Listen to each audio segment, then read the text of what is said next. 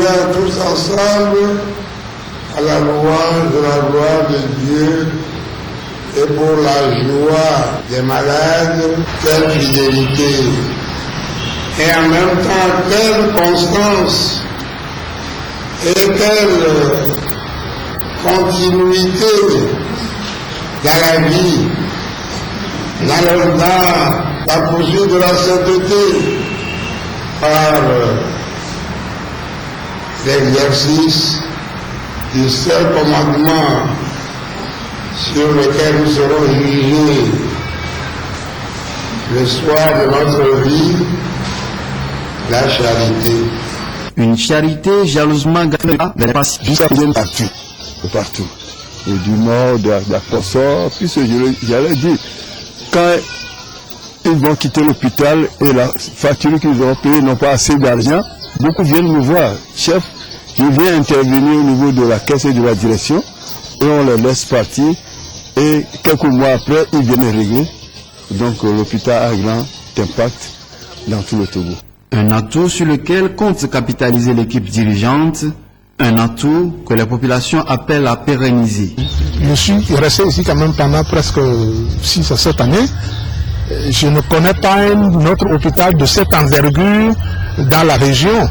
Donc automatiquement, toutes les évacuations, toutes les références, c'est toujours vers l'hôpital Saint-Jean-de-Dieu d'Afagnan. Donc ça veut dire que son impact dépasse même le rayon du Bas-Mono. Nous convions nos amis, surtout les ressortissants d'Afagnan, à mettre la main dans cette activité pour que l'hôpital connaisse encore une grande ampleur. À travers un partage de mains, les uns et les autres regardent encore dans le rétroviseur, histoire de perfectionner ce qui ne l'est pas encore. Cette célébration devra s'échelonner sur 1 an. La page politique de cette édition avec la campagne électorale pour les législatives au Togo. Samedi, les militants et sympathisants de l'Union des forces de changement étaient dans les rues de la capitale togolaise, une grande caravane pour démarrer cette course à la conquête de l'électorat. Cassandra Anaouli, Rajoul Mohamadou.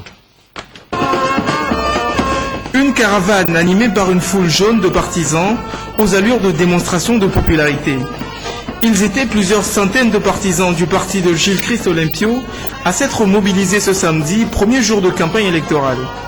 Arborant t-shirt et munis de foulards à l'effigie de leur président national ou du Déti, le palmier à Hull, symbole fort du parti, ils ont sillonné les artères de la capitale à moto ou en voiture sur fond d'ambiance de fête pour chuter au siège du parti. La présence du président national Gilles Christ Olympio dans le cortège a galvanisé la foule de partisans de l'UFC. L'engouement de la population, les gens sont contents. Les élections qui viennent représentent pour plusieurs de nos compatriotes, je dirais la vaste majorité, que c'est la solution de notre sortie de crise. L'UFC en ordre de bataille va à la conquête de l'électorat avec un message, le développement. L'UFC, tout en prônant une politique de développement aussi bien sociale et économique, met l'accent sur la nécessité d'avoir au Togo un climat apaisé. Pour un début de campagne électorale, l'Union des forces de changement y va fort. Les prochains jours vont permettre au parti de démontrer sa capacité de mobilisation. La machine électorale du parti au pouvoir a également été mise en branle ce week-end. Les candidats de UNIR de la préfecture de Vaud étaient chez les leurs, une opération de charme qui a elle aussi débuté par une caravane. Roger Almeida. Les mains jointes, ils s'engagent pour le combat électoral. Ces candidats unis de la circonscription de Vaud sont allés au bercail pour une seule ambition, se faire connaître et se faire accepter par l'électorat. Akoumapé, Dagbati et Massekopé, ce sont les localités sillonnées samedi. La ferveur était au rendez-vous, l'occasion a été rythmée.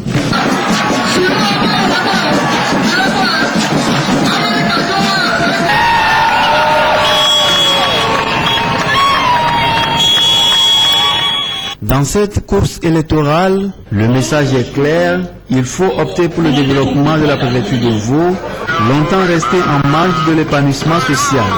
Un vœu qui ne peut se réaliser que dans l'union. Nous avons expliqué à nos populations que d'abord, nous sommes une nouvelle équipe, animée de la vision de travailler pour le développement de la préfecture. Nous leur avons expliqué qu'il faudrait que nous soyons ensemble, que nous soyons unis. Et ce n'est qu'à travers l'union que nous puissions travailler pour le développement de la préfecture. Nous avons voulu passer un seul message. Unir davantage les fils et les filles de la préfecture de Vaud pour que nous puissions tous participer au développement de la préfecture. C'est ça le message. Et pour développer, il faut se connaître. Il faut connaître notre milieu. Nous avons commencé cela. Donc nous sommes venus nous présenter à nos frères et sœurs. Nous sommes venus également leur présenter ce que nous avons fait jusque-là en termes de bilan du chef de l'État. Les attentes sont toujours grandes et que nous avons besoin d'unir nos énergies, d'unir nos forces pour pouvoir construire ensemble notre pays. Et la bataille commence. Victoire Dogbé et ses colistiers disent partir pour la victoire au soir du scrutin.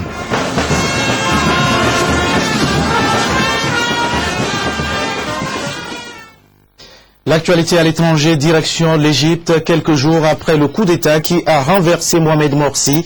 Les partisans de l'ancien président crient toujours leur colère. Des manifestants prêts à tout pour ne pas voir Mohamed El Baradei Premier ministre. La journée de ce dimanche a été marquée par un attentat à la bombe dans le désert du Sinaï. En plein milieu du désert du Sinaï, ce pipeline achemine habituellement du gaz égyptien vers la Jordanie. Il a été endommagé par une bombe. Les services de sécurité soupçonnent les militants islamistes d'avoir mis en place cette attaque, même s'il est difficile de faire un lien concret avec la situation politique du pays. Hier soir, les présentateurs d'Egypt TV annonçaient que le nouveau président Mansour avait choisi Mohamed El Baradei comme nouveau Premier ministre. Dans le camp des supporters du président destitué, cette annonce passe très mal et est immédiatement rejetée. Toutes les mesures prises par le Conseil militaire ou ceux qui sont derrière ce coup d'État, nous les rejetons totalement. Nous n'accepterons jamais ce coup d'État, nous n'accepterons jamais qu'un Premier ministre ou qu'un gouvernement soit nommé par ceux qui ont renversé le président Morsi. Un peu plus tard dans la soirée, le porte-parole de la présidence égyptienne annonce que les discussions continuent pour nommer un Premier ministre, mais que rien n'est encore décidé. Malgré cette confusion, les rues du Caire étaient plutôt calmes ce matin. L'armée toujours bien présente et comme chaque jour maintenant, les manifestants des deux camps toujours mobilisés. Ça n'a pas vraiment d'importance que ce soit El Baradei ou un autre qui dirige le gouvernement. Ce qui est réellement important, c'est de ne pas en arriver à une guerre civile. Nous voulons que le pays traverse cette période de manière pacifique. Le camp des anti-Morsi a appelé à la manifestation Place Tahrir tout à l'heure. Les partisans de l'ex-président se sont eux donné rendez-vous devant l'université du Caire. La pression et la division du peuple semblent plus fortes que jamais. Crash d'avion aux États-Unis d'Amérique, un Boeing 757 d'une compagnie sud-coréenne a raté son atterrissage à l'aéroport de San Francisco. 307 passagers et membres d'équipage étaient à bord. Le bilan fait état de 2 morts et plus de 180 blessés.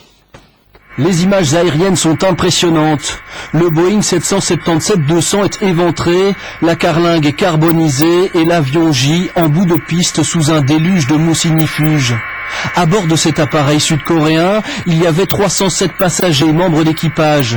Seules 2 personnes ont péri, 2 adolescentes. Les survivants, miraculés, livrent leur témoignage aux caméras de télévision. Il y a eu un bruit énorme et tout l'avion a tremblé. On a compris que quelque chose de terrible s'était passé. Il y avait beaucoup de passagers coréens qui ne comprenaient pas un mot d'anglais. Il y avait beaucoup d'incompréhension des cris, le chaos. Mais nous avons réussi à calmer tout le monde assez vite et nous avons pu évacuer sans se bousculer, sans se marcher dessus.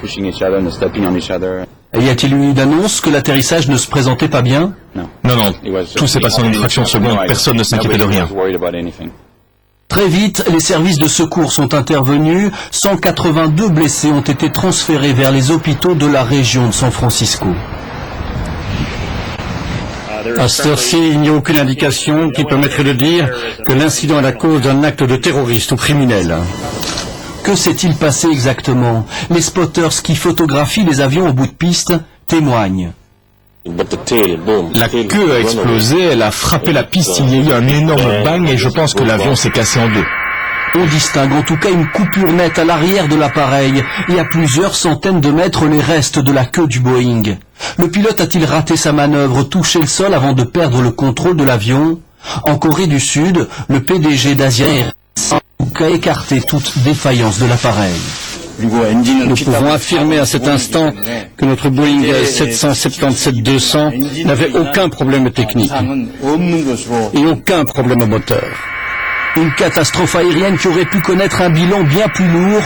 49 personnes restent cependant dans un état sérieux et 5 dans un état critique. Drame également au Québec, là-bas vous allez le voir, c'est une explosion d'un train, un accident très impressionnant qui a causé des pertes en vies humaines et des dégâts matériels. 80 personnes sont portées disparues.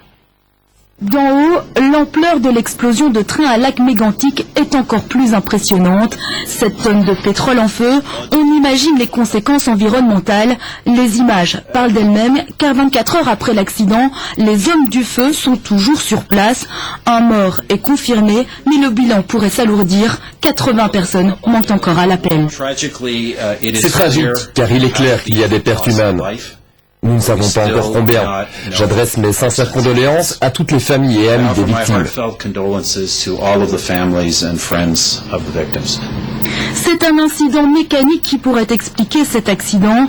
Il n'y avait pas de conducteur à bord du train, car la voie était en fait immobilisée dans le village voisin pour un changement d'équipe. Mais pour une raison inexpliquée, les 77 wagons se sont élancés à pleine vitesse vers Lac-Mégantic. Il aurait déraillé et explosé. Ma maison est détruite, je suis sans domicile. Je n'ai pas de famille, pas d'amis, mon chien est mort et c'était mon anniversaire.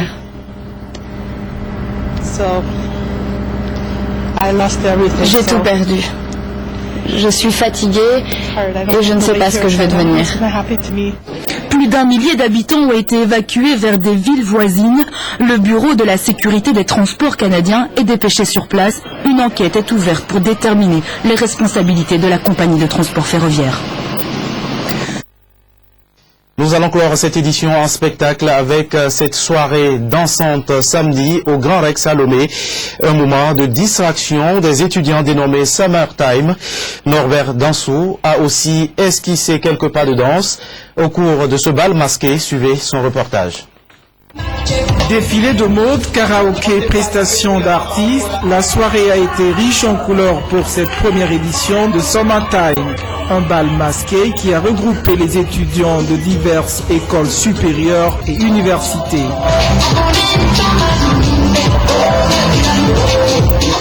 Le Summertime, c'est un temps idéal pour penser culture, penser éducation, penser sociologie, penser beaucoup de choses. Mais ce soir particulièrement, on pense à s'amuser. Et pour s'amuser, il faut quelque chose de fun. Est-ce qui nous a amené à organiser la soirée bal masqué aujourd'hui? La soirée se passe plutôt bien. Satisfaction également pour ces participants, visiblement très comblés. Personnellement, je trouve la soirée superbe. On s'amuse bien, à fond. Et surtout, c'est bien organisé. La soirée est très merveilleuse parce que d'abord, tout dépend des organisateurs. Ils ont assuré. Donc, je peux dire qu'il y a du monde. D'abord, il y a du monde. Il y a des gens qui se défoulent dans la salle. Je peux dire que tout est bien. Si pour certains, cette soirée ne constitue qu'un répit après de longs efforts intellectuels, pour d'autres, elle donne incontestablement le temps des belles vacances. Merci à vous qui êtes restés à notre compagnie. C'est la fin de cette édition. Bonne suite de nos programmes.